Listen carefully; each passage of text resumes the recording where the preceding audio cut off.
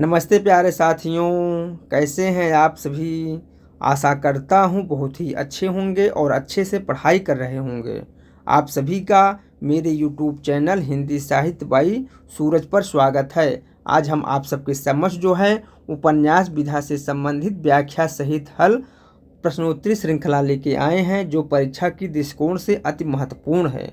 उपन्यास विधा के अंतर्गत अभी तक हम लोग एक वीडियो देखे हैं। एक वीडियो के अंतर्गत अभी तक हम लोगों ने 25 प्रश्न देखे हैं। आज हम लोग उसके आगे से देखेंगे। यदि मेरा वीडियो आप सभी लोगों को अच्छा लगे तो लाइक करें और सब्सक्राइब करें। इसके अलावा इन सभी का PDF जो है आप मेरे टेलीग्राम चैनल से प्राप्त कर सकते हैं। चलिए देर न करते हुए शुरू करते हैं प्रश्न संख्या 26 से। शेखर एक जीवनी उपन्यास में शेखर का चरित्र मूलतः किस प्रकार का है? व्यंग्यात्मक है, या फिर शांत स्वभाव का है, या फिर प्राकृत प्रेमी का है, या फिर विद्रोही स्वभाव का है? तो शेखर एक जीवनी उपन्यास में शेखर का चरित्र जो है मूलतः जो है विद्रोही स्वभाव का है। ऑप्शन नंबर डी सही हो जाएगा। चलिए हम लोग इसकी व्याख्या देख लेते हैं। इसकी व्याख्या क्या है? शेखर एक जीवनी उपन्यास में शेखर का चरित्र जो है मूलतः जो है विद्रोही प्रकार का है। शेखर एक जीवनी उपन्यास जो है सच्चिदानंद हीरानंद वात्स्यायन अज्ञेय का मनोविश्लेषणात्मक उपन्यास है। इसके दो भाग हैं।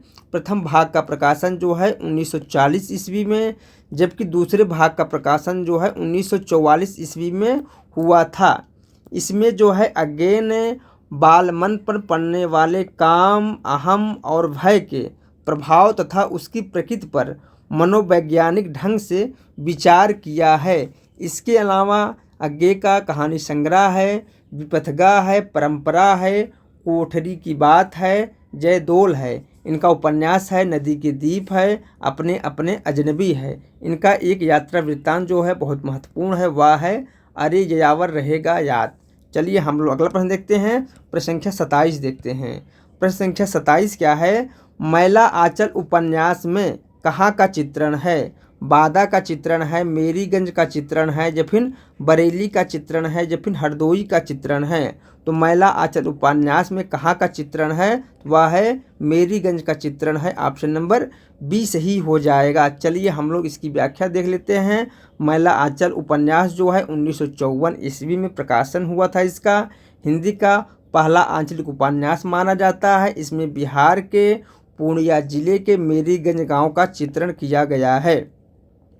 मैला आंचल उपन्यास के जो प्रमुख पात्र हैं वह हैं डॉक्टर प्रशांत हैं, कमली हैं, कालीचरण हैं, तहसीलदार हैं, विश्वनाथ प्रसाद हैं, बलदेव हैं तथा बामन दास इत्यादि जो है महत्वपूर्ण प्रमुख पात्र हैं। ठीक है, चलिए हम लोग अगला प्रश्न देखते हैं। प्रश्न संख्या 28 देखते हैं। प्रश्न संख्या 28 क्या है? निम्न उपन्यासों में से कौन सा उपन्यास जो है फणीश्वरनाथ रेणु का नहीं है? बताइए आप लोग इनमें से कौन सा एक उपन्यास जो है फणीश्वरनाथ रेणु का उपन्यास नहीं है? मैला आंचल नहीं है, या फिर जुलूस नहीं है, या फिर प्रति परिकथा नहीं है, या फिर कर्ण कुंठार नहीं है। ये तीनों उपन्यास प्रति परिकथा, जुलूस और मैला आंचल फणीश्वरनाथ रेणु के उपन्यास है। जबकि ऑप्शन नंबर ए गढ़ कुंठार जो उपन्यास है इनका उपन्यास नहीं है, बल्कि जो है वृंदावन लाल वर्मा का उपन्यास है। चलिए हम लोग इसकी व्याख्या देख लेते हैं। गढ़ कुंडार उपन्यास जो है वृंदावन लाल वर्मा का उपन्यास है। अज्ञेय ने रेणु के उपन्यासों में एक अखंड मानवीय विश्वास की चिंगारी सुलगती देखी है। यह स्टेटमेंट किसका है? तो यह स्टेटमेंट जो है अज्ञेय जी का है। चलिए हम लोग अगला प्रश्न देखते हैं। प्रश्न संख्या 29 देखते हैं। मनोहर श्याम जोशी का उपन्यास है। इनमें से एक उपन्यास जो है मनोहर श्याम जोशी का उपन्यास है, उसे हमें बताना है।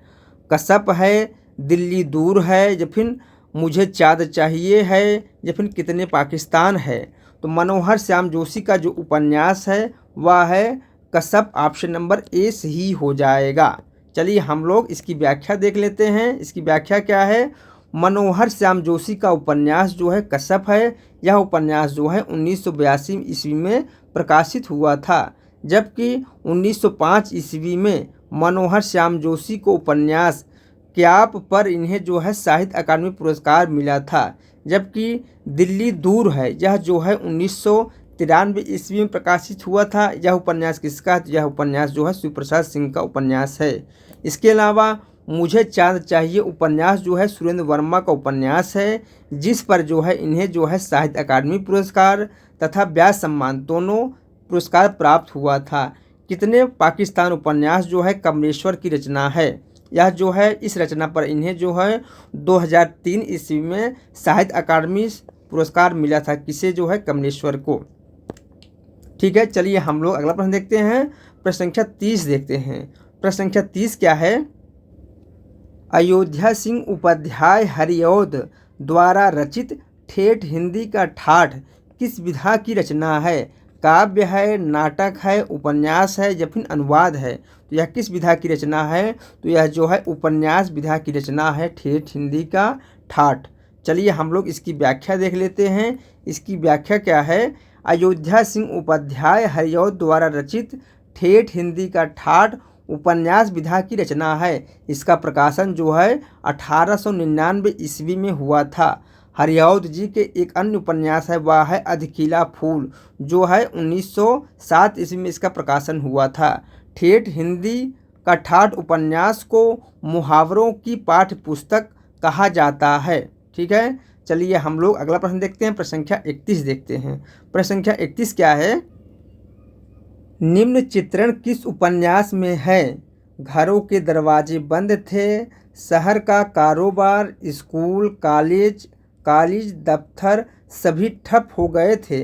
सड़क पर चलते आदमी को सारा वक्त इस बात का भास बना रहता कि खिड़कियों के पीछे मकानों की अंधेरी डयोढ़ियों, दरारों, छिद्रों में उस पर आंखें लगी हैं, उसका पीछा कर रही हैं। तो बताइए आप लोग यह किस उपन्यास में चित्रण हुआ है? गोदान उपन्यास में, परिति परिकथा उपन्यास में या फिर मैला आंचल उपन्यास में या फिर तमस, यहाँ पर तमसा नहीं तमस होगा। तो बताइए आप लोग यह चित्रण किस उपन्यास में किया गया है? तो यह चित्रण उपन्यास जो है तमस में किया गया है। ऑप्शन नंबर डी सही हो जाएगा। चलिए हम लोग इसकी व्याख्या देख लेते हैं। उक्त चित्रण तमस उपन्यास में है। तमस उपन्यास के लेखक जो है कौन है? भीष्म साहनी हैं। कौन है? भीष्म साहनी है तमस उपन्यास के लेखक। चलिए हम लोग अगला प्रश्न देखते हैं। प्रश्न संख्या 32 देखते हैं। चंदर और सुधा की भावुकतापूर्ण करुण कहानी का चित्रण निम्नलिखित में से किस उपन्यास में हुआ है? नदी के दीप उपन्यास में हुआ है या फिर गुनाहों का देवता उपन्यास में हुआ है या फिर अंधेरे बंद कमरे उपन्यास में हुआ है या फिर सूरज का सातवां घोड़ा उपन्यास में हुआ है? तो चंदर और सुधा की भावुकतापूर्ण करुण कहानी का चित्रण गुनाहों का देवता उपन्यास में हुआ है, इसलिए ऑप्शन नंबर बी सही हो जाएगा। चलिए हम लोग इसकी व्याख्या देख लेते हैं। चंदर और सुधा की भावुकतापूर्ण करुण कहानी का चित्रण धर्मवीर भारती द्वारा लिखित उपन्यास गुनाहों का देवता में हुआ है, जबकि नदी के दीप अज्ञेय का उपन्यास है। अंधेरे बंद कमरे मोहन राकेश का उपन्यास है। सूरज का सातवां घोड़ा जो है धर्मवीर भारती का उपन्यास है। ठीक है, चलिए हम लोग अगला प्रश्न देखते हैं। प्रश्न संख्या 33 देखते हैं। निम्न उपन्यास में कौन उसके लेखकों के साथ सुमेलित नहीं है, उसे हमें बताना है। झीनी झीनी बीनी चदरिया उपन्यास जो है अब्दुल बिस्मिल्लाह का उपन्यास है, यह सही है। पहला पड़ाव जो है श्रीलाल शुक्ल का उपन्यास है, यह भी सही है। मैदास की माड़ी उपन्यास जो है भीष्म साहनी का उपन्यास है, यह भी सही है। जबकि अब्दुल्ला दीवाना जो है शंकर शेष का नहीं है, बल्कि जो है लक्ष्मी नारायण लाल का नाटक विधा की रचना है अब्दुल्ला दीवाना, इसलिए ऑप्शन नंबर डी सही हो जाएगा। चलिए हम लोग इसकी व्याख्या देख लेते हैं। अब्दुल्ला दीवाना जो है लक्ष्मी नारायण लाल का नाटक है, जो 1973 ईस्वी में लिखा गया था। लक्ष्मी नारायण लाल का जन्म जो है 1927 ईस्वी में उत्तर प्रदेश के बस्ती जिले में हुआ था। लक्ष्मी नारायण लाल समकालीन नाटककार हैं। इन्होंने अनेक नाटक एवं उपन्यास लिखे हैं। चलिए हम लोग अगला प्रश्न देखते हैं। प्रश्न संख्या 34 देखते हैं। प्रश्न संख्या 34 क्या है? निम्नलिखित में से उपन्यास और उसमें वर्णित समस्या का एक युग्म जो है सुमेलित नहीं है, वह कौन सा युग्म है उसे हमें बताना है। तो कर्मभूमि उपन्यास जो है अछूतोद्धार की समस्या पर आधारित उपन्यास है, यह सही है। कायाकल्प जो उपन्यास है यह पारलौकिक समस्या पर आधारित उपन्यास है, यह भी सही है। सेवा सदन उपन्यास जो है वेश्याओं की समस्या पर आधारित उपन्यास है, यह भी सही है। जबकि गबन जो है दहेज तथा अनमेल विवाह की समस्या पर आधारित उपन्यास नहीं है, इसलिए ऑप्शन नंबर डी सही हो जाएगा। दहेज एवं अनमेल विवाह की समस्या पर आधारित कौन सा उपन्यास है, तो वह है निर्मला उपन्यास, इसलिए ऑप्शन नंबर इसमें कौन सा सही हो जाएगा, ऑप्शन नंबर डी सही हो जाएगा। चलिए हम लोग इसकी व्याख्या देख लेते हैं। सेवा सदन उपन्यास जो है कब प्रकाशन इसका हुआ था, तो 1918 ईस्वी में हुआ था। यह जो है वेश्याओं की समस्या पर आधारित उपन्यास है, यह एक सामाजिक उपन्यास है। जबकि कायाकल्प जो है 1926 ईस्वी में प्रकाशन इसका हुआ था। पारलौकिक तथा पुनर्जन्म की कथा पर आधारित यह उपन्यास है, यह राजनीतिक उपन्यास है। गबन उपन्यास जो है मध्यवर्गीय जीवन की असंगति का यथार्थवादी चित्रण से संबंधित उपन्यास है, इसलिए ऑप्शन नंबर इसमें जो होना चाहिए था डी होगा। इसका प्रकाशन जो है 1931 ईस्वी में हुआ था, यह जो है सामाजिक उपन्यास है। जबकि कर्मभूमि जो है उपन्यास जो है 1932 ईस्वी में प्रकाशित हुआ था, यह जो है अछूतोद्धार की समस्या पर आधारित उपन्यास है, यह राष्ट्रीय उपन्यास है। ठीक है, चलिए हम लोग अगला प्रश्न देखते हैं। प्रश्न संख्या 35 देखते हैं। डॉक्टर हजारी प्रसाद द्विवेदी के किस उपन्यास को रैक व आख्यान भी कहा जाता है? पुनर्वा उपन्यास को, या फिर अनाम दास का पोथा उपन्यास को, या फिर चारुचंद्र लेख उपन्यास को, या फिर बाण भट्ट की आत्मकथा उपन्यास को? इसमें जो ऑप्शन सही हो जाएगा, हजारी प्रसाद द्विवेदी का उपन्यास जो है अनाम दास का पोथा जो है रैक व आख्यान इसे कहा जाता है, इसलिए ऑप्शन नंबर बी सही हो जाएगा। चलिए हम लोग इसकी व्याख्या देख लेते हैं। अनाम दास का पोथा उपन्यास को रैक व आख्यान भी कहा जाता है। इसमें औपनिषदिक युग के परिवेश एवं जीवन पद्धति का चित्रण है। आचार्य हजारी प्रसाद द्विवेदी सामाजिक सांस्कृतिक धारा के उपन्यासकार हैं। हजारी प्रसाद द्विवेदी जो है सामाजिक सांस्कृतिक धारा के उपन्यासकार हैं। चलिए हम लोग अगला प्रश्न देखते हैं। प्रश्न संख्या 36 देखते हैं। निम्नलिखित उपन्यासों को उनके लेखकों के साथ सुमेलित कीजिए एवं कूट से सही उत्तर वाले विकल्प का चयन कीजिए। तो एक तरफ जो है उपन्यास दिया गया है, दूसरी तरफ जो है उससे संबंधित लेखक दिए गए हैं जिसका हमें मिलान करना है। तो चलिए हम लोग इसका मिलान कर लेते हैं। तो मैला आंचल किसका उपन्यास है? तो मैला आंचल उपन्यास जो है फणीश्वरनाथ रेणु का उपन्यास है। यह पथ बंद था, यह किसका उपन्यास है? यह जो है श्री नरेश मेहता का उपन्यास है। गली आगे मूर्ति है, यह किसका उपन्यास है? यह जो है शिव प्रसाद सिंह का उपन्यास है, गली आगे मूर्ति है। लोक ऋण किसका उपन्यास है? तो लोक ऋण जो है विवेकी राय का उपन्यास है। तो द आ बा सा जिस ऑप्शन में सही होगा वही ऑप्शन सही हो जाएगा। द आ बा सा ऑप्शन नंबर बी में सही है, इसलिए ऑप्शन नंबर बी सही होगा। चलिए हम लोग अगला प्रश्न देखते हैं। प्रश्न संख्या 37 देखते हैं। विनय और सोफिया किस उपन्यास के पात्र हैं? सेवा सदन उपन्यास के पात्र हैं, या फिर रंगभूमि उपन्यास के पात्र हैं, या फिर कर्मभूमि उपन्यास के पात्र हैं, या फिर कायाकल्प उपन्यास के पात्र हैं? तो विनय और सोफिया जो है रंगभूमि उपन्यास के पात्र हैं, इसलिए ऑप्शन नंबर बी सही हो जाएगा। ये चारों उपन्यास जो है किसका उपन्यास है? मुंशी प्रेमचंद का उपन्यास है। चलिए हम लोग इसकी व्याख्या देख लेते हैं। विनय और सोफिया प्रेमचंद के प्रसिद्ध उपन्यास रंगभूमि के पात्र हैं। उपन्यास सम्राट प्रेमचंद का संपूर्ण साहित्य आम जनमानस की गाथा है। इसी क्रम में रंगभूमि उनका एक ऐसा उपन्यास है जिसमें नौकरशाही तथा पूंजीवादी के साथ जनसंघर्ष का तांडव, ग्रामीण जीवन तथा औद्योगिकीकरण के दोष का चित्रण है। चलिए हम लोग अगला प्रश्न देखते हैं। प्रश्न संख्या 38 देखते हैं। प्रश्न संख्या 38 क्या है? निम्न में से कौन सा सुमेलित नहीं है उसे हमें बताना है। बताइए आप लोग इनमें से कौन सा एक सुमेलित नहीं है। प्रभा खेतान की रचना अपने अपने चेहरे हैं, तो यह सही है। नासिरा शर्मा की रचना ठीकरे की मंगनी है, तो यह भी सही है। सूर्यबाला जो है अग्निपंखी इनकी रचना है, तो यह भी सही है। मृदुला गर्ग की रचना जो है एक जमीन अपनी नहीं है, इसलिए ऑप्शन नंबर डी सही हो जाएगा। कौन सा? ऑप्शन नंबर डी सही हो जाएगा। चलिए हम लोग इसकी व्याख्या देख लेते हैं। एक जमीन अपनी चित्रा मुदगल का उपन्यास है। चित्रा मुदगल के अब तक 13 कहानी संग्रह, 3 उपन्यास, 3 बाल उपन्यास, 4 बाल कथा संग्रह प्रकाशित हो चुके हैं। ठीक है, चलिए हम लोग अगला प्रश्न देखते हैं। प्रश्न संख्या 39 देखते हैं। प्रश्न संख्या 39 क्या है? ग्लोबल गांव के देवता उपन्यास में सर्वोच्च देवलोक किसे कहा गया है? लंदन को, या फिर पेरिस को, या फिर न्यूयॉर्क को, या फिर दिल्ली को? तो बताइए आप लोग इनमें से कौन सा ऑप्शन सही हो जाएगा? ऑप्शन नंबर सी सही हो जाएगा, न्यूयॉर्क। चलिए हम लोग इसकी व्याख्या देखते हैं। इसकी व्याख्या क्या है? कथाकार रणेंद्र का उपन्यास ग्लोबल गांव के देवता वस्तुतः आदिवासियों वनवासियों के जीवन का संतप्त सारांश है। इस उपन्यास में सर्वोच्च देवलोक न्यूयॉर्क को कहा गया है। यह उपन्यास जो है 2009 ईस्वी में प्रकाशित हुआ था। ग्लोबल गांव के देवता के माध्यम से रणेंद्र ने असुर आदिवासी समाज के जीवन तथा दुर्दशा का सजीव चित्रण प्रस्तुत किया है। चलिए हम लोग अगला प्रश्न देखते हैं। प्रश्न संख्या 40 देखते हैं। प्रश्न संख्या 40 क्या है?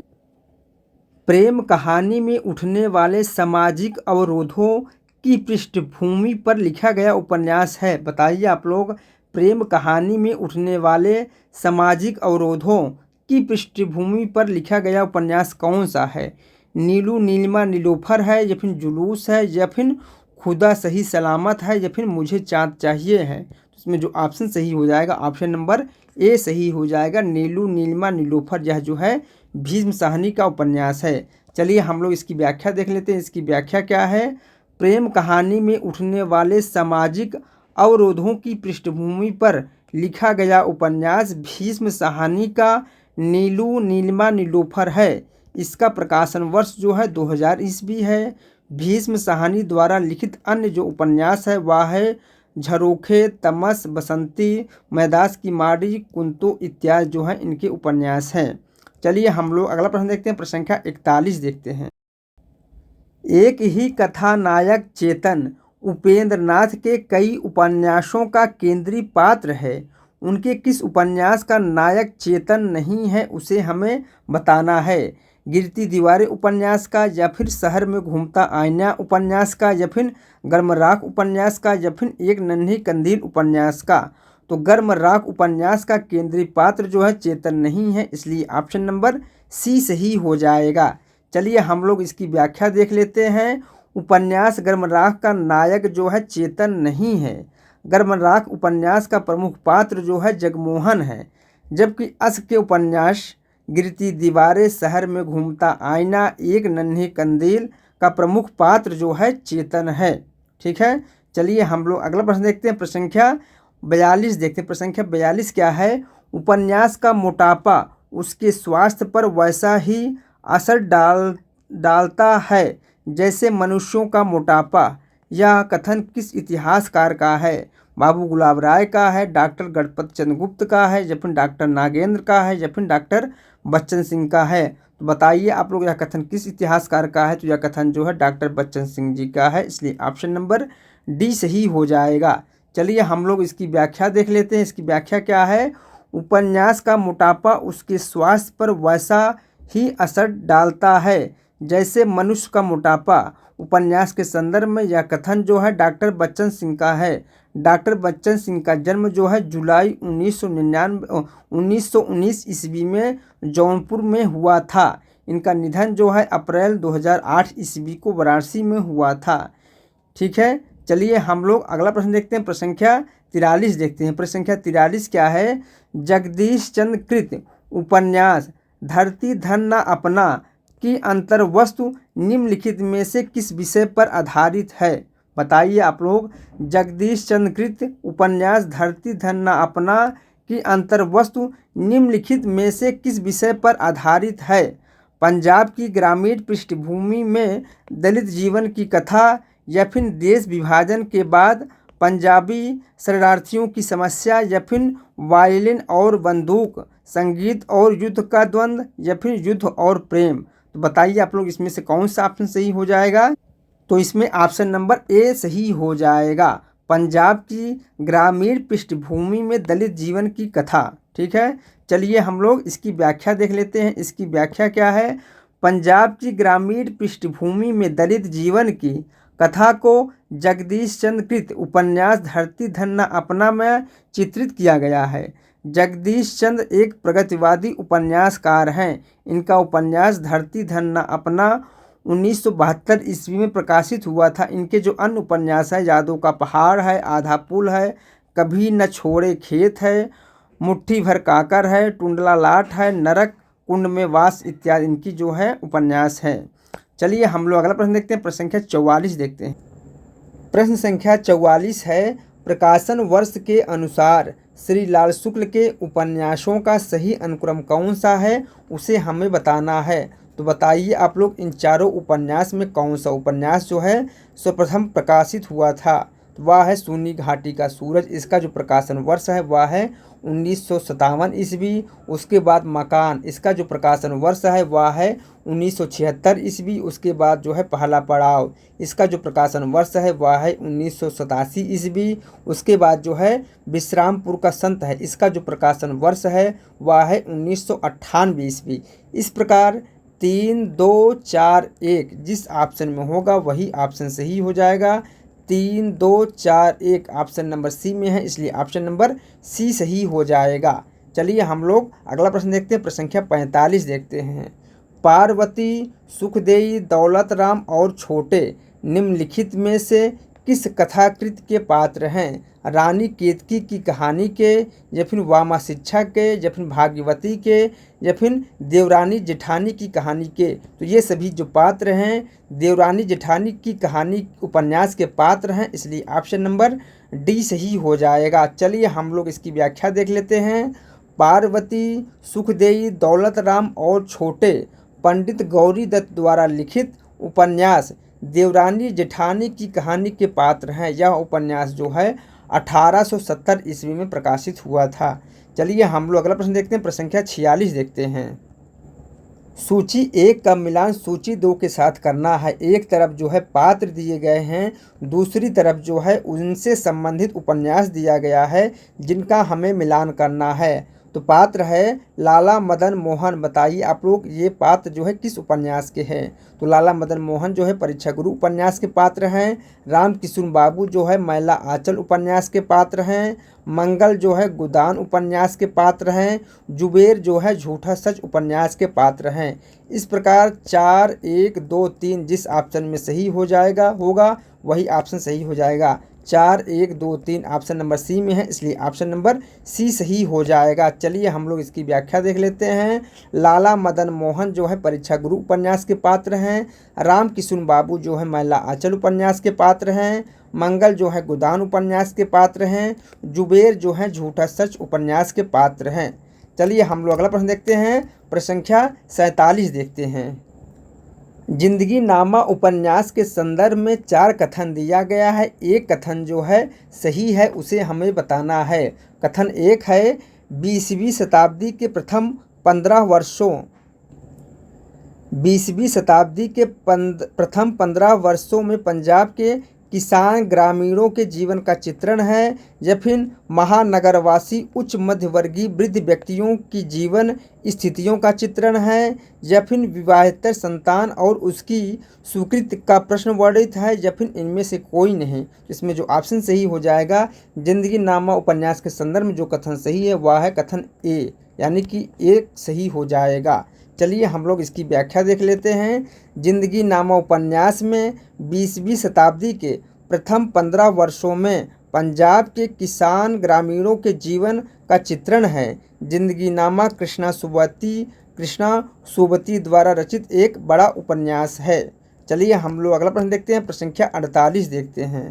प्रश्न संख्या 48 क्या है। आपका बंटी उपन्यास का विषय क्या है।